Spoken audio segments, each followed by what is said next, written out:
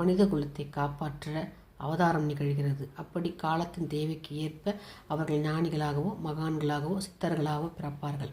அதே மாதிரி தான் அறிஞர், ஞானி, ஆசான் என பல பன்முகங்களை கொண்டவர் யோகி அரவிந்தர். அவருடைய மகா சமாதியான நாள் இன்னைக்கு டிசம்பர் 5ஆம் தேதி. அவர் பிறந்தது 1872 ஆகஸ்ட் 15ஆம் நாள் அவர் பிறந்தார். எப்போவுமே அவர் முகப்பொலிவுடன் தேஜஸோடு இருப்பாராம். இவரை சுவாமி விவேகானந்தரோட கம்பேர் பண்ணி சொல்லுவாங்க. இவர் இருந்த காலத்தில் பாரதியாரோட மிக நெருக்கம் கொண்டவர்.